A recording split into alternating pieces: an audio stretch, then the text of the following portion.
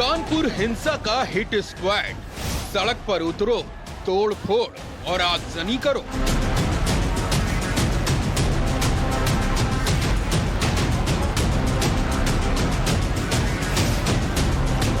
पत्थर चलाओ और पेट्रोल बम फेंको।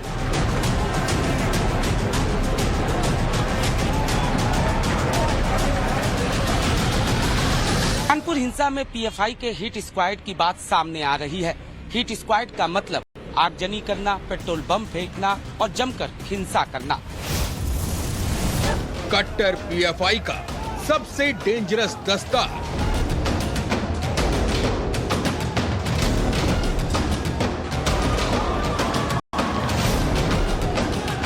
नया टूल, नए किस्म का खतरा। सूत्रों के मुताबिक भारत में पीएफआई के हिट स्क्वाड को सांप्रदायिक हिंसा जैसी गतिविधियों के लिए बनाया गया था। समय समय पर इस दस्ते के लोगों का टेस्ट भी लिया जाता है ताकि उनकी काबिलियत को परखा जा सके। हयात से मिले दस्तावेज, विस्फोटक खुलासा।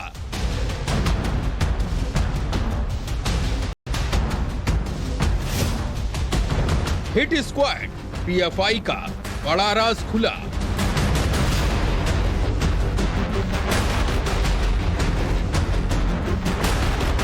फिर आप जो कानपुर में देख रहे हैं, ये भी हिट स्क्वाड्स का ये है। आखिर कोई ना कोई तो इनको मोबिलाइज कर रहा है ना कोई तो किसी सेल को मैसेज दे रहा है। कट्टर पीएफआई को अब तो जवाब देना होगा।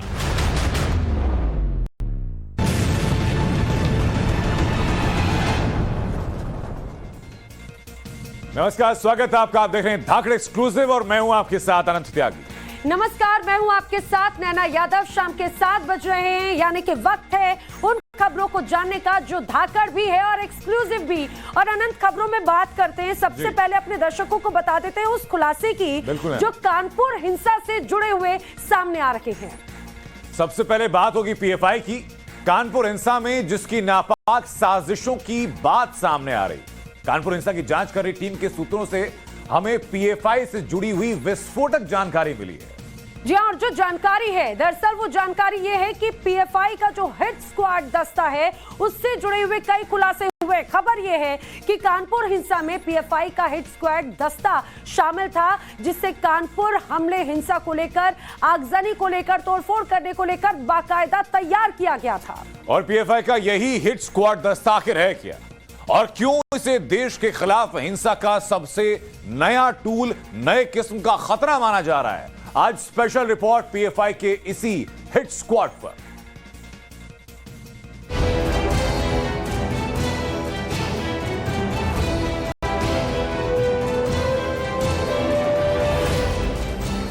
कानपुर में 3 जून को हुई हिंसा का यह सबसे नया और एक्सक्लूसिव वीडियो। इस वीडियो में कई उपद्रवी दिख रहे हैं। वो जमीन से पत्थर उठाकर फेंक रहे हैं। ये कानपुर में हिंसा करने वाले पत्थरबाज, जिन्होंने लोगों पर पत्थर चलाए, लोगों के सामानों पर पत्थर फेंके, यहाँ तक कि ये घर के सामने खड़ी इस बाइक पर भी ईंट पत्थर बरसाए। हर उपद्रवी ने जैसे पत्थरबाजी करने में पूरी नफरत निकाली। वैसे कानपुर में हुई हिंसा में इस तरह का ये इकलौता वीडियो नहीं है। टाइम्स नाउ नव भारत के पास ऐसे कई वीडियो हैं जिनमें लोग पत्थरबाजी करते नजर आ रहे हैं, पेट्रोल बम फेंकते दिखाई दे रहे हैं, हिंसा और आगजनी करते हुए देखे जा रहे हैं। सवाल यह है कि कानपुर में हिंसा करने वाले ये लोग आखिर कौन हैं? इनके नाम, पते, ठिकाने पुलिस निकालने में जुट गई है। बाकायदा पोस्टर छापकर शहर के गली, चौक, चौराहों पर चस्पा कर दिए गए हैं।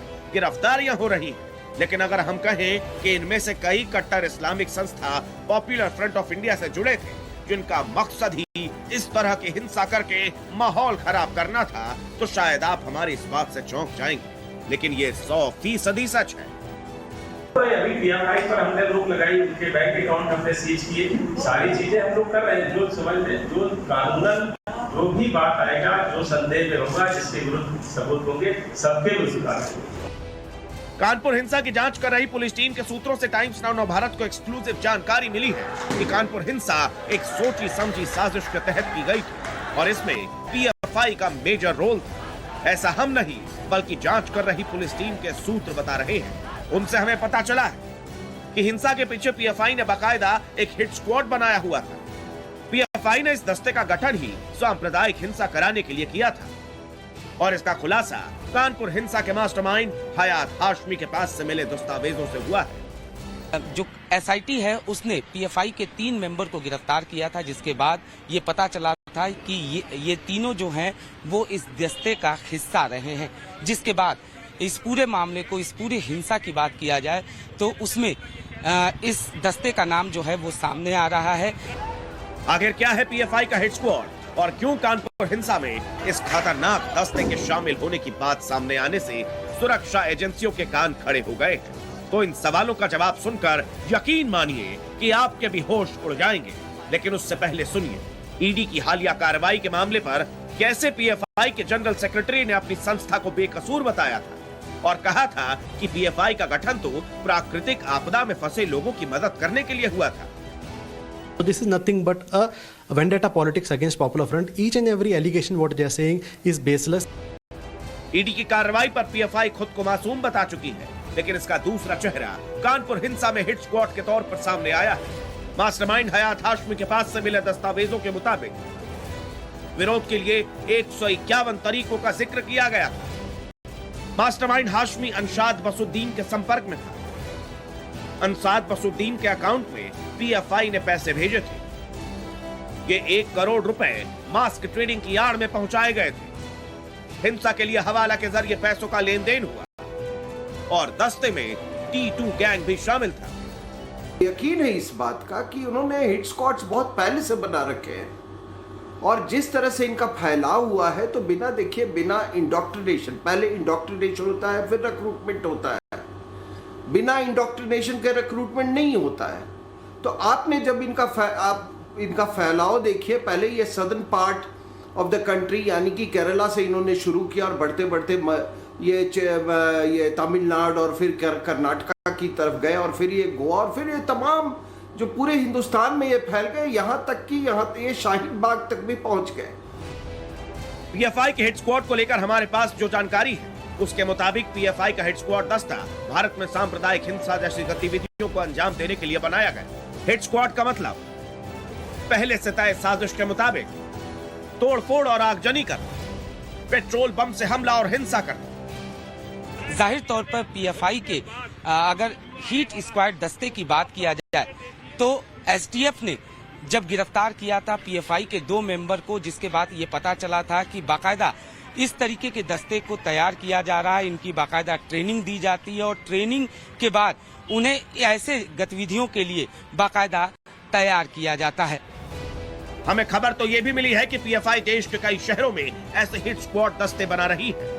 खास समुदाय के युवकों को बरगलाकर उन्हें इस दस्ते में भर्ती कर रही है। पीएफआई की तरफ से हिट स्क्वाड दस्ते में शामिल लोगों का समय समय पर टेस्ट भी लिया जाता है और टेस्ट में पास होने वाले लोगों को आका की तरफ से सिग्नल मिलने का इंतजार होता है। तो हमको मालूम है कि इस्लामिक स्टेट भी जब उनका वो टेरिटरी उधर वेस्ट एशिया में जब इनका ध्वस्त किया गया है तो वो भी उसी तरीके से वो हिट स्क्वाड्स और वो स्लीपर सेल्स की तर्ज पे काम कर रहे हैं पूरी दुनिया में। तो ये कोई नई बात नहीं है। देखिए, ऐसा है कि इसका हमने जीता जागता उदाहरण शाहीन बाग में देखा। शाहीन बाग एक प्रोटेस्ट के रूप में दिखाया गया under the garb of democracy और उसके बाद क्या हुआ? उसके बाद दिल्ली राइट्स हुए। अब ये तो बिना हिट स्क्वाड्स के हो नहीं सकते हैं। वैसे आप देखेंगे तो पाएंगे कि चाहे राजस्थान के करौली में दंगा हो, दिल्ली के जहांगीरपुरी में हिंसा हो या फिर कानपुर की हिंसा, हर जगह पीएफआई के कनेक्शन की बात आ रही है। और सबसे खास बात, हर हिंसा में पैटर्न एक जैसा है। और अगर इसके पीछे वाकई पीएफआई का हाथ है तो पीएफआई के खिलाफ सख्त से सख्त कदम उठाना जरूरी है। उसके हिट स्क्वाड की कमर तोड़ना जरूरी है ताकि फिर कहीं कानपुर, जहांगीरपुरी या फिर करौली जैसी हिंसा न हो। अनुज मिश्रा, कानपुर, टाइम्स नाउ, नवभारत। तो जिस तरह से हिंसा सामने आ रही है, चाहे बात कानपुर की हो, दिल्ली की हो, पीएफआई का कनेक्शन सामने आ रहा है। और अगर कानपुर हिंसा में पीएफआई के इस हिट स्क्वाड दस्ते की अगर तस्वीर नजर आती है तो पीएफआई ने हिट स्क्वाड दस्ता आखिर क्यों बनाया, कहां से उसे ऐसा दस्ता बनाने की समझ आई, कहां से उसे खतरनाक प्लान दिमाग में आया? ये तमाम चीजें हमने डिकोड करने की कोशिश की और इस दस्ते से निपटने में क्या हमारे फोर्सेस सक्षम है और किस तरीके से सक्षम है, इस पर हमने उत्तर प्रदेश के पूर्व डीजीपी विक्रम सिंह से बात की। क्या कहा पूर्व डीजीपी विक्रम सिंह ने, ये सुनवाते हैं आपको। इस तरीके के प्रशिक्षण और इस तरीके के गिरोह तैयार करना और जहां कहीं सांप्रदायिक तनाव फैलाना हो या सांप्रदायिक तनाव की स्थिति हो, वहां पर जाकर ऐसे गिरोहों के द्वारा आक्रमण करना, पथराव करना, पेट्रोल बम का इस्तेमाल करना और अराजकता फैलाना इनके डीएनए में प्रतीत होता है।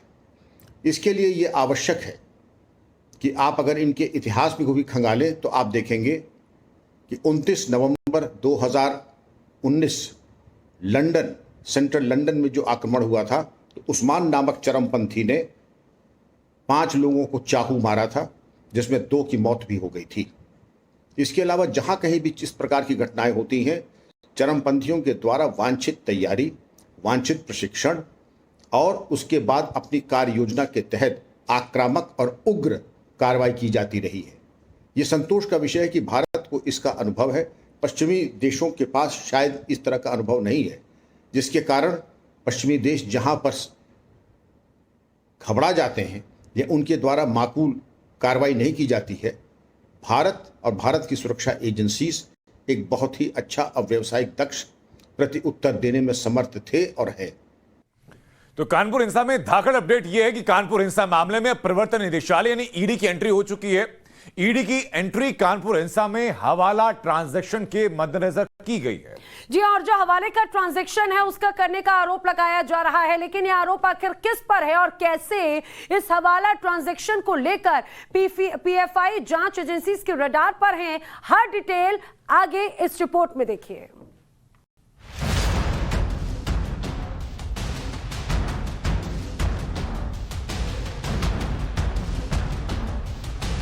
ये है कानपुर हिंसा का मास्टरमाइंड हयात हाशमी, जो इस वक्त पुलिस की गिरफ्त में है।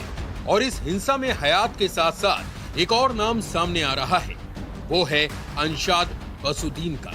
जब आप इस अंशाद बसुद्दीन के बारे में जानेंगे तो आपको कानपुर हिंसा में प्रवर्तन निदेशालय की एंट्री का मतलब भी समझ में आ जाएगा। अंशाद बसुद्दीन कानपुर में पीएफआई से जुड़ा हुआ बताया जा रहा है। अंशाद बसुद्दीन कानपुर हिंसा में गिरफ्तार किया जा चुका है। कानपुर हिंसा से पहले अंशाद बसुद्दीन के खाते में पीएफआई ने पैसे भेजे थे। अंशाद बसुद्दीन को 1 करोड़ रुपए मास्क ट्रेडिंग की आड़ में भेजे गए थे।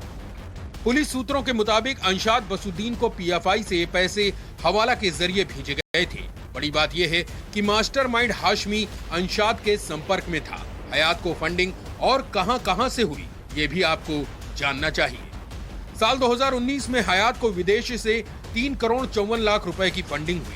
हयात के जौहर एसोसिएशन के लिए फंड जमा किए गए। 2021 में हयात ने इस खाते से एक बार में 98 लाख रुपए निकाले थे। अभी इस खाते में 1 करोड़ 27 लाख रुपए पड़े हुए हैं। इसी तरह से 2019 में खोले गए 2 और खातों की जानकारी जांच एजेंसियों को मिली है। इन 2 खातों में महज 2-3 साल में ही कई करोड़ रुपयों का लेन देन हुआ, जबकि अब इन खातों में महज 11.5 लाख रुपए ही बचे हुए हैं। अब सवाल यह है कि हयात के खाते में किन अकाउंट से ये पैसे आए, हयात को विदेश से पैसे किसने भेजे और क्यों भेजे, और सवाल ये भी कि हयात के खाते से फिर से ये पैसे कहां ट्रांसफर हुए। इस फंडिंग में पीएफआई का रोल क्या है, ये भी जानना जरूरी है। The membership drive started in UP. So this particular news of developing links of PFI, it's completely fabricated. PFI दलील दे रही है कि उसे फंसाने की कोशिश हो रही है, लेकिन इन सवालों के जवाब शायद उसके पास नहीं है। और इसीलिए कानपुर हिंसा मामले में फंडिंग को लेकर सच का पता लगाने के लिए प्रवर्तन निदेशालय की एंट्री हो चुकी है। ब्यूरो रिपोर्ट, टाइम्स नाउ, नव भारत। और आइए अब आपको वो खबर दिखाते हैं जो धाकड़ एक्सक्लूसिव है। दरअसल खासतौर से उन युवाओं के लिए जो सेना में जाने का सपना देखते हैं। हिंदुस्तान की सेना अब यंग होने जा रही है। हिंदुस्तान की फौज में अब 21 से 22 वर्ष की युवाओं का जोश होगा।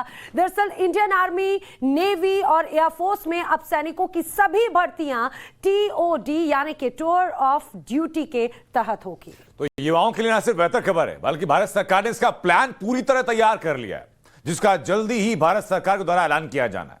भारत सरकार ने तय कर दिया कि टूर ऑफ ड्यूटी के तहत युवाओं को 4 साल के लिए सेना में भर्ती किया जाएगा।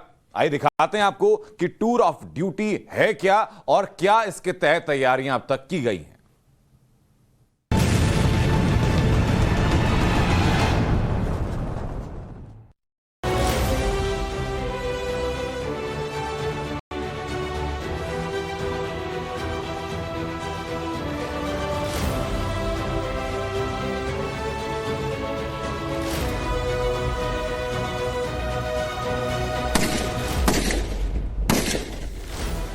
अग्निवीर अब करेंगे राष्ट्र रक्षा।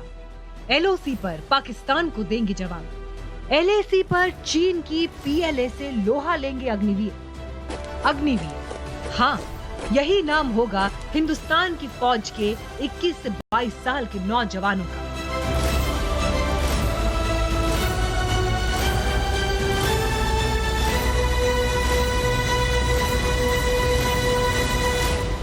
टूर ऑफ ड्यूटी को सेना में भर्ती का सबसे बड़ा रिफॉर्म माना जा रहा है और पिछले 2 सालों से इस योजना पर काम किया जा रहा था। शुरुआत में कई तरह की प्रतिक्रियाओं के बाद अब इसका फाइनल ड्राफ्ट पूरी तरह से मंजूरी के लिए तैयार है और माना जा रहा है कि किसी भी वक्त सरकार इसका ऐलान कर सकती है। सिर्फ जवानों का नाम अग्निवीर नहीं हो रहा, बल्कि सेना के तीनों अंगों में बड़े सुधार होने वाले हैं। सेना में जवानों की भर्ती को लेकर अब तक के सबसे बड़े रिफॉर्म टूर ऑफ ड्यूटी या अग्निवीर योजना का सरकार जल्द ही ऐलान कर सकती है। अग्निवीर योजना का फाइनल ड्राफ्ट देश के प्रधानमंत्री नरेंद्र मोदी को दिखाया जा चुका है। बस इंतजार मंजूरी का है और फिर शुरू हो जाएगा टूर ऑफ ड्यूटी, यानी 4 साल के लिए तीनों सेनाओं में भर्ती। सबसे पहले हम आपको बता देते हैं कि टूर ऑफ ड्यूटी या अग्निवीर योजना क्या है। टूर ऑफ ड्यूटी मतलब कि अग्निपथ नाम से इसके अंदर जो जवानों को भर्ती करने के लिए स्पेशली कॉम्बैट आर्म में 4 साल के लिए किया जाएगा। 6 महीने उनमें ट्रेनिंग होगी और फिर जो 3.5 साल वो रहेंगे यूनिटों में और उसके बाद 25% को ही रिटेन किया जाएगा। 75% जो है 4 साल के बाद चले जाएंगे एनवायरनमेंट के अंदर। सेनाओं में भर्ती का सरकार का नया नियम है। तीनों सेनाओं में सभी भर्तियां टूर ऑफ ड्यूटी से ही होंगी। जवानों का कार्यकाल कुल 4 साल का होगा। 4 साल में 6 महीने की बेसिक मिलिट्री ट्रेनिंग होगी। जवानों को वेतन और लाभ नियमित कर्मियों के बराबर मिलेगा। 4 साल बाद लगभग 10 से 12 लाख का पैकेज मिलेगा। रिटायर होने के वक्त उम्र 21 से 22 वर्ष होगी।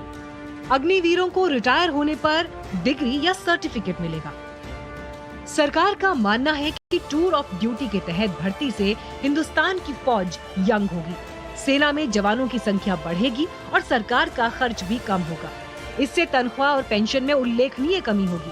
4 साल पूरे होने के बाद स्थायी कमीशन के लिए एक और दौर की भर्ती की जाएगी। इसका मतलब ये हुआ कि सशस्त्र बलों में अगले 4 साल तक कोई स्थायी भर्ती नहीं होगी। सेना में एक बटालियन की औसत उम्र 35 से 36 वर्ष है और टीओडी के तहत भर्ती के बाद 4 से 5 सालों में औसत आयु प्रोफाइल घटकर 25 से 26 वर्ष हो जाएगा। औसतन ओआर यानी अन्य रैंक के लगभग 60,000 सैन्य कर्मी हर साल सेना से रिटायर होते हैं और सेना के सूत्रों ने कहा था कि भर्तियों में ठहराव का असर पहले से ही शुरू हो गया है।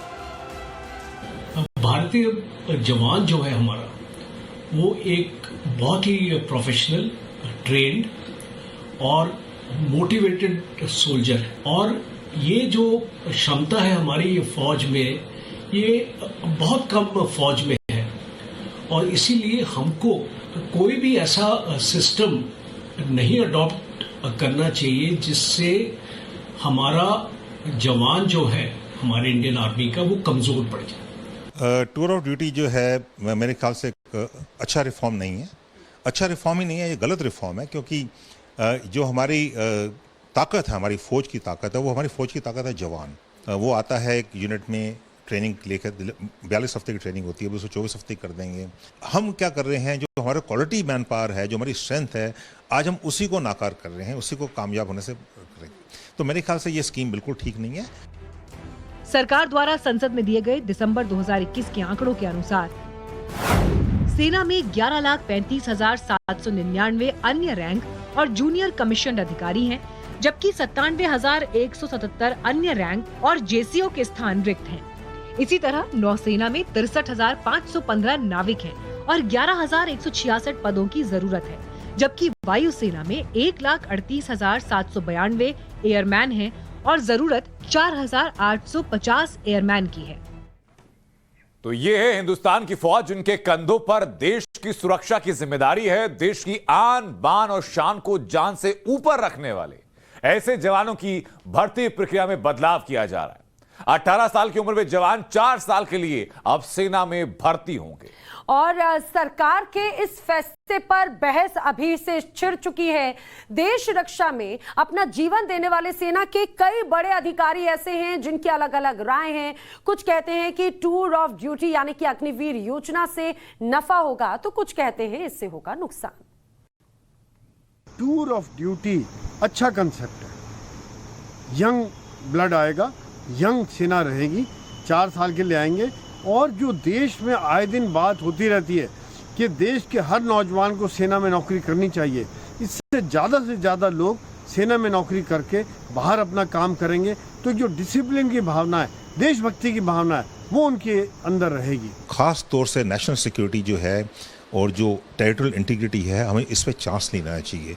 इसको सोच समझ के करना चाहिए, इसको टेस्ट पेड करना चाहिए, पायलट प्रोजेक्ट चलाना चाहिए। उसमें कितनी खामियां हैं, कितनी उसमें अच्छी बातें, खसूसियतें, वो देख के उसको आगे बढ़ाना चाहिए। अभी ये जो स्कीम जो जिस हिसाब से मैं देख रहा हूँ, जो रिपोर्ट आई है, मेरे ख्याल से ये हमारी फौज को लगभग बर्बाद कर देगी। तो सबकी मिलीजुली प्रतिक्रियाएं हैं। रिटायर्ड मेजर जनरल संजय सोई की राय में फैसला अच्छा है, लेकिन पूर्व DGMO lieutenant general Vinod Bhatia कहते हैं कि सरकार का ये जो फैसला है सेना के लिए अच्छा नहीं, एक तरह से वो इसे मान रहे हैं। तो रहना, दोनों की अपनी अपनी दलीलें हैं। अब आपको रिटायर्ड मेजर जनरल राजन कोचर और रिटायर्ड मेजर जनरल पीके सहगल की राय बताते हैं कि वो क्या सोचते हैं टूर ऑफ ड्यूटी को लेकर। गवर्नमेंट को फायदा ये मिल रहा है कि उनका जो पेंशन बिल है वो कम हो जाएगा और एक इकोनॉमिक सिचुएशन के नज़रिए से ये गवर्नमेंट के लिए सही रहेगा। दूसरा इसका फायदा ये है कि सोल्जर्स की एज रिड्यूस हो जाएगी। फ्रंट पर टैक्स करते हुए हमने वो कर दिखाया जो मेरे मुताबिक दुनिया की कोई फौज भी नहीं कर सकती थी। अमेरिकन फोर्स भी पाकिस्तान को वहां से नहीं पछाड़ सकती थी बिना यूज ऑफ केमिकल वेपन्स और बिना न्यूक्लियर वेपन्स। केवल हिंदुस्तान की फौज अपनी उस दृढ़ता की वजह से जो उसका मैन बिहाइंड द मशीन है, इस माफी का रिजल्ट हासिल कर सके। और ये बहुत ही बड़ा नुकसानदेही होगा अगर मैन बिहाइंड द मशीन को टूर ऑफ ड्यूटी के माध्यम से कमजोर किया जाए।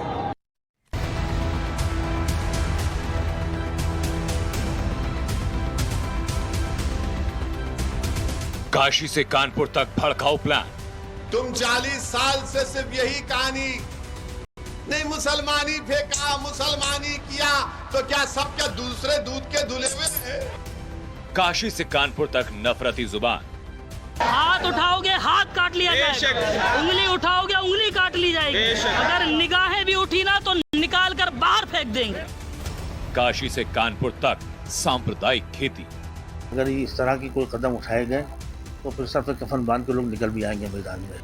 काशी से कानपुर तक क्या एक्शन प्लान? मंदिर मस्जिद करेंगे तो अब जेल जाएंगे। सरों की अहमियत हुआ करती थी एक जमाने में जब सर काट के और सर कटा के हुकूमत हासिल की जाती थी। काजी, मौलाना, नेता, सबका नंबर लगेगा। प्लान सिर्फ 32 नहीं, बहुत बड़ा है। अगर कोई भी इसमें इंडल्ज कर रहा है इस टाइप की एक्टिविटी में, तो दिल्ली पुलिस उसके खिलाफ सख्त लीगल कार्रवाई करेगी। हेट स्पीच पर सर्जिकल स्ट्राइक।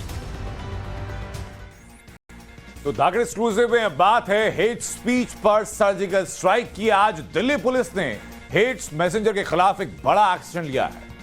जी हाँ, एक्शन लिया गया है असदुद्दीन ओवैसी, नुपुर शर्मा, नवीन कुमार जिंदल, स्वाति यति नरसिम्हानंद समेत 32 लोगों के खिलाफ ये एक्शन हुआ एफआईआर के रूप में। लेकिन ये तय मानिए कि ये अभी सिर्फ ट्रायल है, क्योंकि प्लान सिर्फ 32 का नहीं बल्कि बहुत बड़ा है।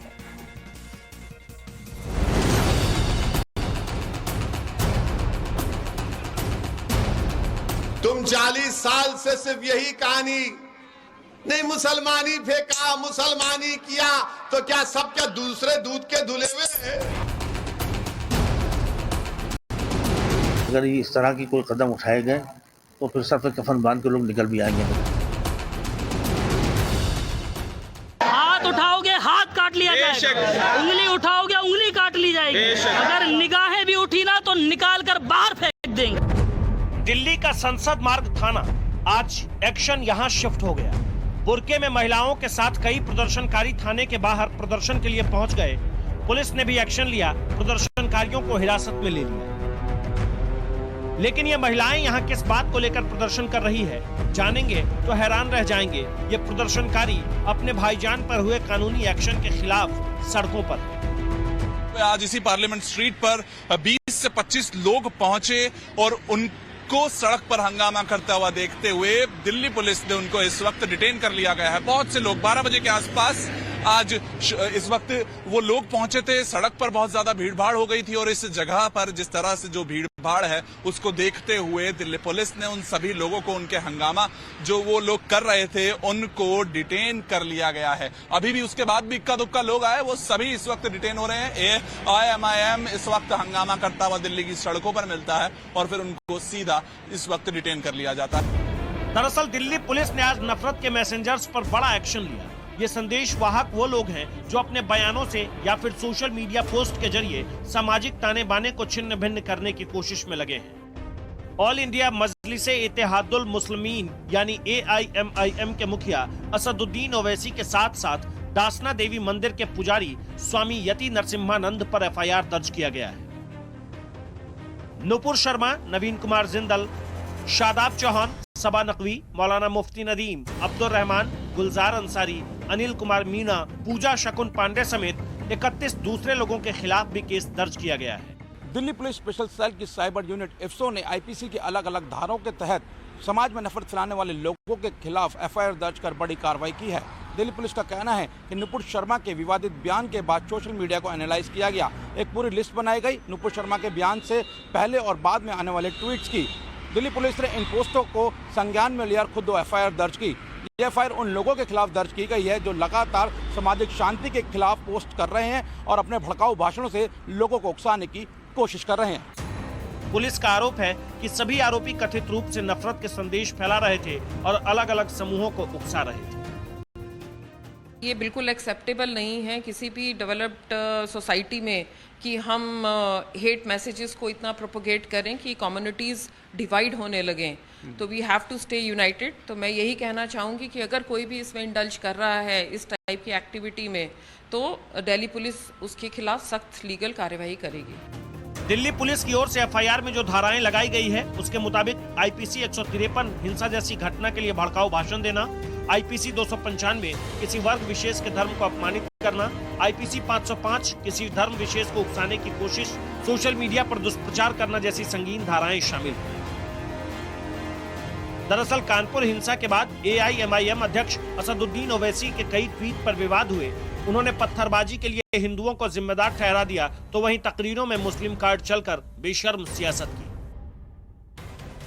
अरे जब पत्थर फेंकता है तो दो तरफ से पत्थर फेंके जाते हैं, एक तरफ से पत्थर नहीं फेंका जाता, दो तरफ से पत्थर फेंके जाते हैं।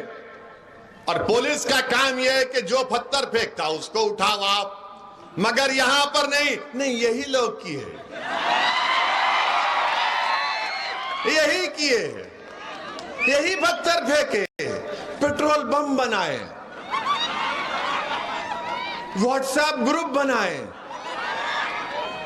याद रखो ये कहानी बहुत पुरानी हो चुकी है, इस कहानी को बदलो। तुम 40 साल से सिर्फ यही कहानी, नहीं मुसलमानी फेंका, मुसलमानी किया, तो क्या सब क्या दूसरे दूध के धुले हुए हैं? मगर आप देखो कोई आवाज नहीं उठाता। उत्तर प्रदेश में समाजवादी के नेताओं के, उनके लीडर के मुंह में दही जम चुकी है, जबान नहीं खोलते। ओवैसी के अलावा कानपुर हिंसा पर मुसलमानों को भड़काने का नाकाम खेल मौलानाओं ने भी खेला। यह है काजी हाजी अब्दुल कद्दूस। कानपुर के मुसलमानों में इनका बड़ा रसूख है। इनकी कही एक एक बात पर मुसलमान एतबार करते हैं, लेकिन इन्होंने कानपुर हिंसा के बाद पुलिस प्रशासन ने एक्शन लेना क्या शुरू किया, इन्होंने सिर पर कफन बांध कर निकलने वाली धमकी दे दी। अगर इस तरह की कोई कदम उठाए गए तो फिर सर पर कफन बांध के लोग निकल भी आएंगे मैदान में। ज़्यादा दिन इंतजार नहीं कर पाएंगे। अब ज़ियादती की इंतहा, सब्र का इंतहा हो रही है। अगर यही मतलब होना है तो फिर ठीक है, वो ये बिल्कुल जायज़ बात है कि एक दफ़ा कार्रवाई हो रही है। 90%, 95% मुसलमानों की गिरफ्तारी हो रही है, 2-4% में उनकी हो रही है। उसकी कोई हैसियत नहीं, 10% में उनकी मान लीजिए। और ये जो एपिसोड है इसको उसी निगाह से अगर देखा जाए तो ऐसा नहीं है कि मुस्लिम ही खाली इसमें मुजरिम है। मुसलमान गया था, अब गलती की, जुलूस नहीं निकालना चाहिए, लेके जा रहा था, लेकिन पत्थर तो ऊपर से आए ना। काजी साहब कह रहे हैं कि चुन चुन कर मुस्लिमों पर कार्रवाई हो रही है। चलिए काजी साहब, हम आपकी ये गलतफहमी भी दूर कर देते हैं। ये दिल्ली पुलिस की एफआईआर की कॉपी है। एफआईआर में दर्ज नाम को गौर से पढ़िए काजी साहब। यहाँ 31 नाम आपके सामने हैं। नाम और उनके टाइटल को पढ़ने से पहली नजर में ही साफ हो जाता है कि इनमें 11 हिंदुओं के नाम हैं, जिन्हें दिल्ली पुलिस के नफरती पोस्ट के आरोप में बुक किया है। लेकिन काजी साहब कहते हैं एक्शन तो सिर्फ मुसलमानों पर लिया जा रहा है। दिल्ली पुलिस के एफआईआर में मौलाना मुफ्ती नदीम का भी नाम है। ये वही मौलाना है जो बात बात में जबान और हाथ काट लेने की धमकी देते हैं। राजस्थान के बूंदी के इस मौलाना का ये वीडियो पिछले 3 दिनों से वायरल है। पर सही है तो फिर हम ऐसे कानून के खिलाफ भी जाएंगे। और अगर कानून के खिलाफ है तो एक बात तवज्जो से सुन ले, चाहे वो बूंदी जिले का प्रशासन हो, चाहे पूरे देश की हुकूमत हो, तवज्जो के साथ इस बात को सुन ले कि अगर मेरे आका की शान में गुस्ताखी उसने की है, जो कि की है, और अगर कोई और भी करेगा तो इस बात को कान खोल कर सुन ले, उस पर एक्शन ले ले। अगर एक्शन नहीं लेंगे तो मुसलमान रिएक्शन देगा। और मुसलमान जब रिएक्शन देता है तो तवज्जो से सुने, तारीख उठाकर देख ले, जब जब जिस कौम के खिलाफ मुसलमानों ने रिएक्शन दिया है उनके लिए जमीन रब्बे जुल जलाल ने तंग फरमा दी। वो दौड़े दौड़े फिरते रहे, उन्हें जमीन का एक टुकड़ा तक नसीब नहीं हुआ। तो अगर तुमने एक्शन नहीं लिया तो फिर हम रिएक्शन देंगे। और ये कोई गुजारिश नहीं है, खुली चेतावनी है। पूरी दुनिया का मुसलमान उठेगा, हिंदुस्तान का मुसलमान उठेगा, बूंदी शहर का मुसलमान उठेगा और अपने आका की नामूस के जो शान में गुस्ताखी की है उसका बदला हम लेना जानते हैं। तुम मुझे गाली दो, बर्दाश्त है। तुम मेरे वालिदैन को गाली दो, बर्दाश्त है। तुम मेरे खानदानों को बुरा कहो, बर्दाश्त है। लेकिन मेरे नबी की शान में अगर एक लफ्ज भी बोला तो याद रख लो, जबान काट ली जाएगी। हाथ उठाओगे, हाथ काट लिया जाएगा। उंगली उठाओगे, उंगली काट ली जाएगी। अगर निगाहें भी उठी ना तो निकाल कर बाहर फेंक देंगे। फिर उसके बाद तुम चाहो तो हमें जेल में डालना, तुम चाहो तो लाठियां बरसाना, हम बर्दाश्त करेंगे, लेकिन नबी की शान में गुस्ताखी बर्दाश्त न करेंगे।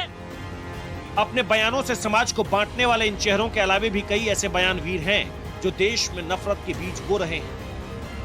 उनके चेहरे से भी उठाएंगे पर्दा और नफरत की खेती को रोकने में कितना सशक्त है देश का कानून, ये भी दिखाएंगे आगे। आप बने रहिए टाइम्स नाउ नवभारत के साथ। हेट स्पीच की इस फहरिस्त में सिर्फ मौलवी मौलाना ही नहीं है, बल्कि आज तक तो ऐसे लोग भी मुसलमान एक हो का नारा बुलंद करने में जुटे हैं जो कुछ साल पहले तक दिल्ली के पावर कॉरिडोर में बड़े रसूखदार मंत्री हुआ करते थे। लेकिन है ना, कुर्सी और पावर क्या गई, जमात के बीच जाकर उन्हें एकजुट होने का वो मंत्र देने में जुट गए। देखिए जरा ऐसे लोगों की फहरिस्त।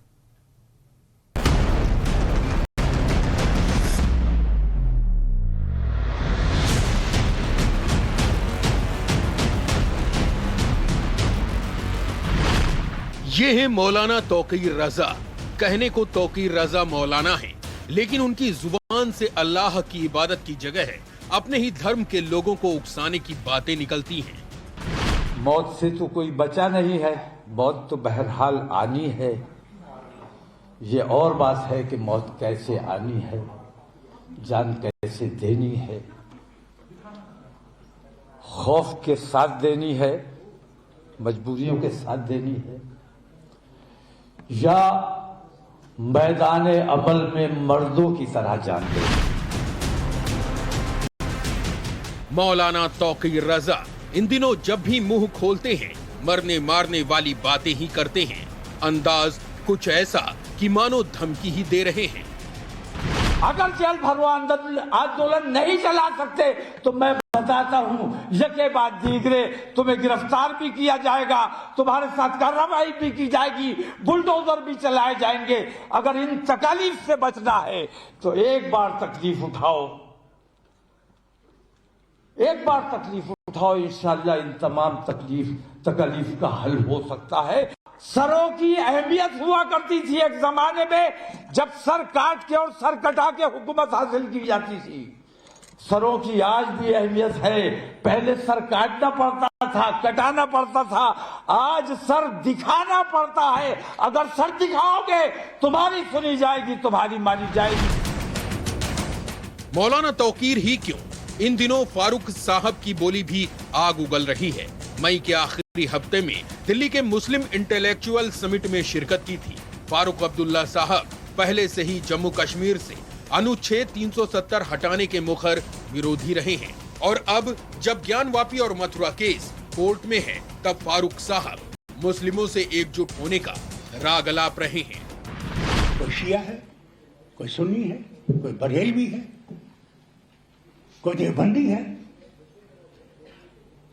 कोई अल्लाह वाला है। अरे यार मैं हैरान होता हूँ यार, खुदा एक, कुरान एक, काबा एक, नबी एक, और फिर हम में ये झगड़े कैसे मुकाबला करोगे? जब तक पहले ही अंदरूनी झगड़ों को मिटाने की कोशिश नहीं करोगे। मुसलमानों घबराओ मत, डरो मत मेरी बहनों। शिरीन बाग में जो आपने काम किया उसने दुनिया को दिया। ज्ञानवापी का सर्वे क्या हुआ, वहां से मंदिर के प्रमाण क्या मिलने लगे? फारूक अब्दुल्ला को शाहीन बाग याद आने लगा। सवाल है कि क्या वो मुस्लिमों को ज्ञानवापी पर शाहीन बाग जैसे हालात पैदा करने के लिए उकसा रहे हैं? ये बदलेगा, ये निजाम बदलेगा। मैं आपको, मेरा दिल ये गवाही देता है, ये निजाम बदलेगा। मगर जब हम में वो जुर्रत, हिम्मत और सब्र होगा, अल्लाह अपने वक्त करेगा। मगर हम लोगों को सिर्फ अल्लाह की तरफ नहीं देखना है, बस तुम कब आओगे, कब करोगे? नहीं, वो नहीं करेगा जो यहां इसने बयान किया था, जब तक तुम अपने लिए खुद खड़े नहीं होगे। हाँ, ये नहीं करना, हमने तलवारें नहीं उठा, माफी मांगता हूं। उससे ये लगेगा कि हम अपने ही वतन के खिलाफ जहां। फारूक अब्दुल्ला लड़ने की बात कर रहे हैं, किससे? सरकार से या फिर कोर्ट से? क्योंकि ज्ञानवापी का मामला तो कोर्ट में है और सरकार उसमें कहीं भी पक्षकार है नहीं। तो क्या फारूक अब्दुल्ला कोर्ट के खिलाफ आंदोलन खड़ा करने के लिए उकसा रहे हैं? अब्दुल्ला साहब ही क्यों, कभी दिल्ली के पावर कॉरिडोर में कद्दावर रसूखदार मंत्री हुआ करते थे सलमान खुर्शीद। कुर्सी 8 साल पहले ही जा चुकी है। आज मुसलमानों से वो कह रहे हैं कि समय आ गया है कि एकजुट हो जाओ।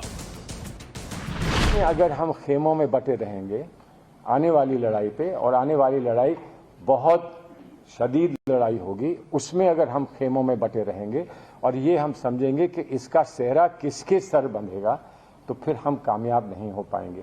सबको बिठाकर ये तय करना है कि हमारी इस तहरीक में, हमारी इस जुस्तजू में और हमारी इस लड़ाई में एक ही खेमा होगा, और वो खेमा होगा हिंदुस्तान का और हिंदुस्तान के मुसलमानों का और उनके सब हमदर्दों का, जिन्होंने ये कहा है कि हम आपके साथ।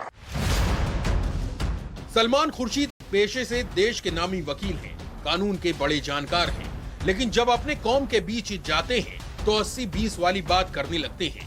दिल्ली में हुए इंडियन मुस्लिम इंटेलेक्चुअल मीट में सलमान खुर्शीद को भी बोलने का मौका मिला था, जहां उन्होंने ऐसी बात कर दी जिसकी उम्मीद किसी भी राष्ट्रवादी मुसलमान को नहीं रही होगी। जिसने भी 80 और 20 की बात करी, तो वो अगर बीजेपी को 20 कह रहा है तो मैं मान जाऊंगा, लेकिन अगर वो सेकुलर लोगों को 20 कर रहा है, कह रहा है, तो मैं यकीनन नहीं मानूंगा। इसलिए कि हिंदुस्तान के सेकुलर लोग सिर्फ 20 नहीं हैं, हिंदुस्तान के सेकुलर लोग 60% से कम नहीं हैं, और जो उनके साथ हैं वो मजबूरी में भी हैं और नॉन सेकुलर हैं, इसलिए भी वो वहां हैं। बहुत सारे लोग मजबूरी में हैं, पेट की वजह से कुछ लोग वहां हैं, खौफ की वजह से कुछ लोग वहां हैं, कुछ लोग भटक गए हैं इसलिए वो वहां हैं। उम्मीद है कि ऐसे जैसे जैसे हमारी तंजीम तैयार होगी वैसे वैसे ये बात भी वाज़ेह हो जाएगी कि वो कितने हैं और वो सीन याद आ जाएगा कि जो गब्बर सिंह कहा करते थे,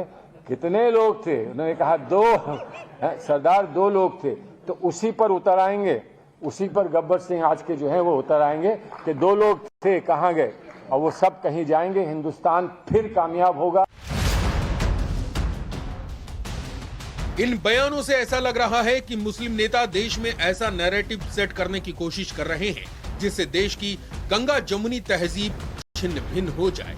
खुद को मुसलमानों का पैरोकार कहने वाले तथाकथित मुस्लिम हितैषी आम मुसलमानों में नफरत फैलाने का काम कर रहे हैं। वरुण भसीन के साथ ब्यूरो रिपोर्ट, टाइम्स नाउ नव Bharat.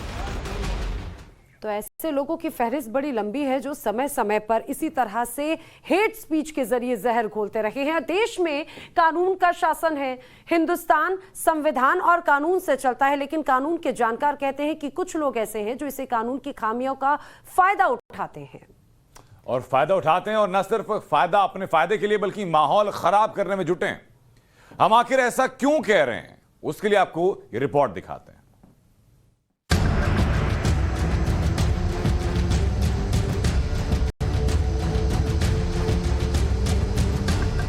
IPC Indian penal code मतलब भारतीय दंड संहिता 1860 में लिखी गई ये कानून की वो किताब है जिससे 21वीं सदी के हेट मैसेंजर्स का इलाज हो रहा है। ये हैं रिजवान अहमद, पेशे से वकील हैं और मुस्लिम समाज पर इनकी बारीक नजर रहती है। रिजवान अहमद कहते हैं कि कानून में भड़काऊ बयानबाजी को लेकर जो धाराएं हैं उसमें एक ऐसी खामी है जिसका मुस्लिम समाज के लोग फायदा उठा रहे हैं और इसी के आड़ में समाज में नफरत के बीज बोने का काम कर रहे हैं। हिंदुस्तान में दुर्भाग्यपूर्ण बात यह है कि प्रोवोकेशन की जो धाराएं हैं, प्रोवोकेशन का जो कानून है, इसमें 504 भी आता है, 509 भी आता है। ये सिर्फ बहुसंख्यक पर लागू होता है, अल्पसंख्यक पे नहीं होता। विशेष करके अल्पसंख्यक में मुस्लिम समुदाय पर ये चीज़ लागू नहीं होती। इसीलिए मुस्लिम समुदाय की चाहे नेता हों चाहे आलिम उलेमा हों, वो बिना किसी डर के बेहिचक ऐसे बयान देते हैं। रिजवान अहमद ने धारा 504 और 509 की बात कही, बताया कि किस तरह मुस्लिम समाज इस धारा से उन्हें जो प्रोटेक्शन मिला है उसका बेजा इस्तेमाल कर रहे हैं। लेकिन सुप्रीम कोर्ट के वकील आशुतोष श्रीवास्तव कहते हैं कि आईपीसी में ही ऐसी कई धाराएं हैं जिसके जरिए कोई भी व्यक्ति जो किसी भी धर्म का क्यों न हो, अगर हेट स्पीच देता है तो इन धाराओं के तहत 5 साल तक की सजा मुमकिन है। कोई भी व्यक्ति चाहे वो किसी भी धर्म का हो, अगर वो किसी भी तरह से दूसरे धर्म को नुकसान पहुंचाने के लिए या दो धर्मों के बीच में, रिलीजन्स के बीच में कोई भी एनमिटी फैलाने के लिए या कोई आउटरीच करने के लिए, लोगों को भड़काने के लिए अगर कोई भी कार्य करता है तो ऐसे सिचुएशन में जो है इंडियन पेनल कोड में प्रोविजन है कि अंडर सेक्शन 295A या फिर 153A या फिर सेक्शन 505 के तहत जो है FIR रजिस्टर हो सकता है। और इसमें जो है अलग अलग 3 साल से लेकर के 5 साल तक का जो है सजा का प्रोविजन है इम्प्रिजनमेंट का। आपने देखा होगा कि हेट स्पीच के बाद जब पुलिस एक्शन में आती है तब नफरती गैंग के लोग संविधान की मर्यादा की बात करने लगते हैं, अभिव्यक्ति की आजादी की दुहाई देने लगते हैं। यही सवाल हमने कानून के जानकार अश्विनी दुबे से पूछा।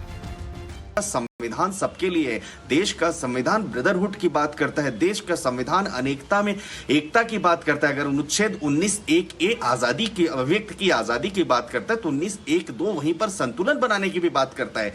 इसलिए मैं समझता हूं कि किसी भी व्यक्ति को कोई ऐसा स्टेटमेंट नहीं देना चाहिए जिससे दूसरे की धार्मिक भावनाएं भड़के। हिंदुस्तान में 20 करोड़ से ज्यादा मुसलमान रहते हैं। कुछ चंद लोग अपने स्वार्थ के लिए अलग अलग मुद्दों का बहाना बनाकर मुसलमानों के मन में नफरत के बीज बोने की कोशिश करते हैं। लेकिन देश का सच्चा मुसलमान ऐसे कट्टर सोच वालों की नहीं बल्कि संविधान और कानून की बात सुनता आया है और सुनता रहेगा। ब्यूरो रिपोर्ट, टाइम्स नाउ नव भारत।